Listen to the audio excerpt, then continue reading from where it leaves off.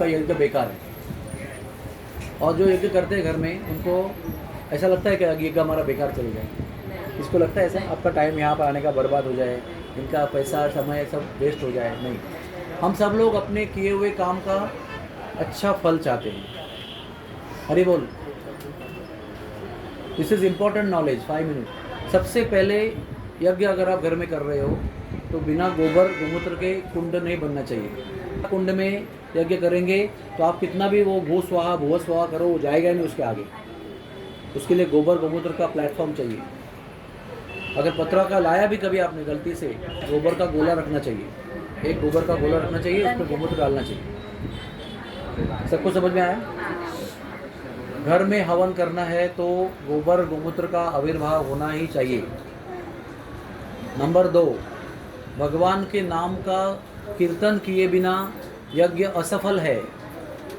स्वयं भागवत में लिखा है, बड़ी लंबी कथा है वो, तो इसलिए बार बार हम लोग बीच में हरे कृष्णा बोलते रहते हैं, क्योंकि हम जानते हैं कि हमारे यज्ञ में त्रुटि होगी, दोष होंगे, कमियां होंगी। वो कमियां पूरी करने का एक ही रास्ता है, भगवान के नाम का स्मरण और उच्चारण। इसलिए अगर आपके घर में कोई पुरोहित आया और केवल मंत्र बोल के चला गया तो समझना कि आपका यज्ञ असफल हो गया। तो आपको फिर हरे कृष्ण महामंत्र बोल के उसको पूर्ण करना है। ओके।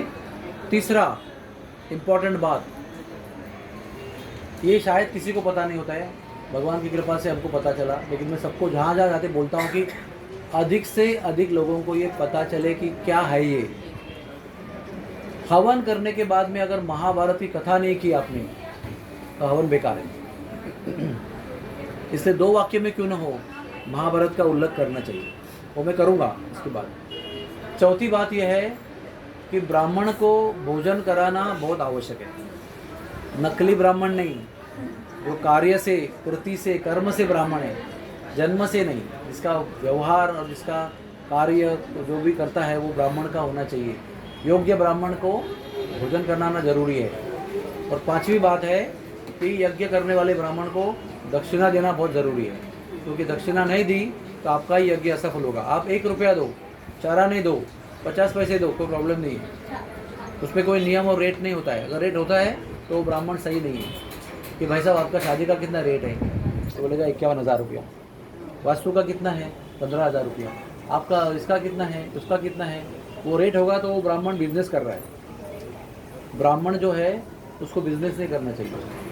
उसको 1 रुपया मिलेगा, 11 रुपये मिलेगा, 111 मिलेगा, या तो 1,11,11 मिलेगा, संतुष्ट रहना चाहिए उसको।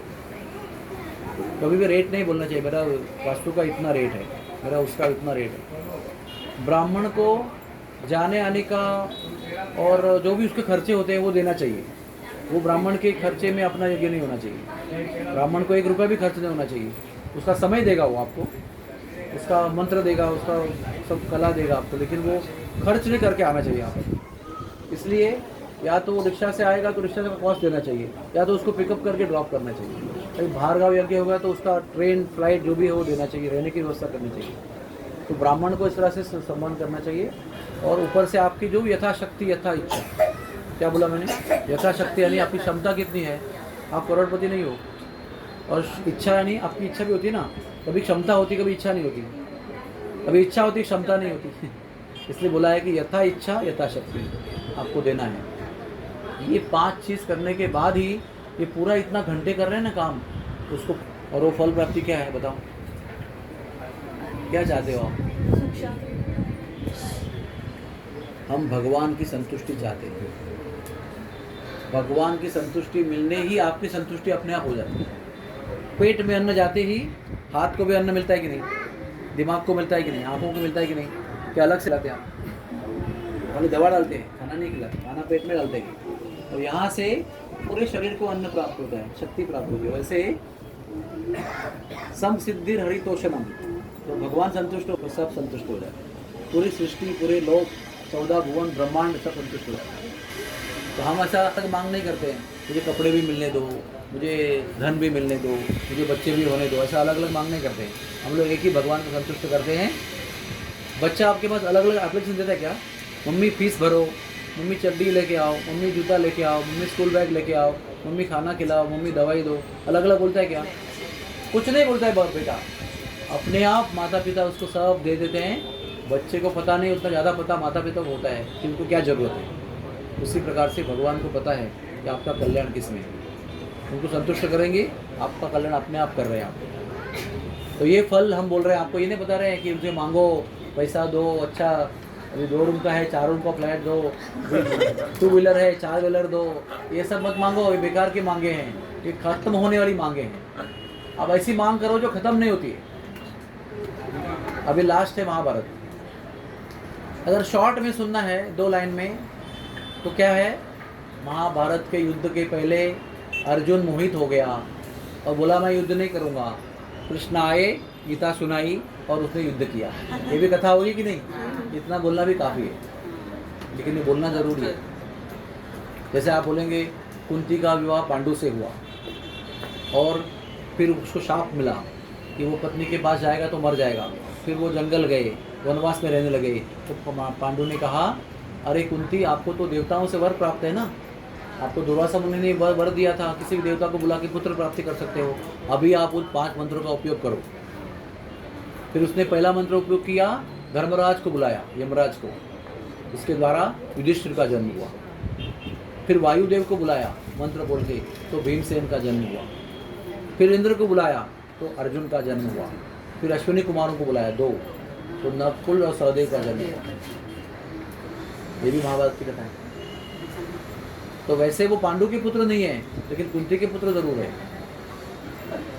लेकिन पांडव कहलाते हैं क्योंकि कुंती का विवाहित हस्बैंड था, वो पांडु था, लेकिन दैवी बालक थे सब। ये आप लोगों को सुनकर खुशी होगी और आपको याद भी रखना है इस बात को कि हर सवेरे उठकर आपको 5 पांडव, द्रौपदी और कुंती का स्मरण करना है। कारण क्या उसका? जब धर्मराज का स्मरण करेंगे, युधिष्ठिर का, तो आपके धर्म की वृद्धि होगी, आपके धर्म की वृद्धि होगी। अगर भीमसेन का स्मरण करोगे तो आपके बल की वृद्धि होगी। अगर अर्जुन का स्मरण करोगे तो आपका महान से महान शत्रु जो है वो नाश पाएगा। और नकुल सहदेव का आप अगर स्मरण करोगे तो आपका सौंदर्य और आपका आरोग्य बढ़ेगा। और द्रौपदी का स्मरण करोगे तो महान से महान पातक भी नष्ट हो जाएगा। द्रौपदी की शक्ति है वो, महान से महान। अगर वो चाहती ना तो वहीं दुर्योधन को, दुशासन को भस्म कर देती, लेकिन भगवान की इच्छा लगती, इसलिए उसने कुछ नहीं किया। वो बहुत महान साध्वी है, परम शिव भक्त है वो, कृष्ण भक्त भी है, कृष्ण की चचेरी बहन भी है, भाई मानते हैं उसको कृष्ण भगवान। तो प्रातःकालीन स्मरणीय व्यक्ति है योग। पांडव 5, कुंती और द्रौपदी, इनका स्मरण करना चाहिए। और अपने गुरु का स्मरण तो करना ही चाहिए, वो तो कहने की बात नहीं। तो इस तरह से हमने आपको महाभारत की कहानी बता दी। कहीं श्राद्ध भी करोगे ना, तो श्राद्ध में भी अगर महाभारत की कथा नहीं बताई तो श्राद्ध परिपूर्ण नहीं होता है। श्राद्ध के व्यक्ति को मुक्ति प्राप्त नहीं होती है। इसलिए हम भी वहाँ बैठकर घुस जाते हैं बीच में और 2 लाइन बोल लेते हैं, ताकि जिसके लिए श्राद्ध कर रहे हैं उस आत्मा को लाभ हो। बोलो सब लोग, हरे कृष्णा हरे कृष्णा हरे कृष्णा हरे कृष्णा। दूसरी बार ठंडे क्यों हो गया आपको?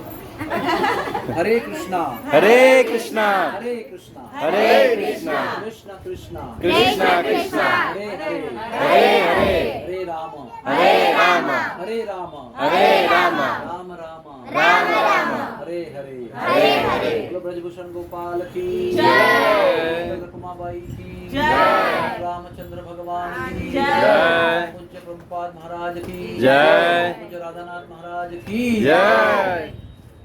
You are free now. खाली एक ही बात है, ब्राह्मण भोजन।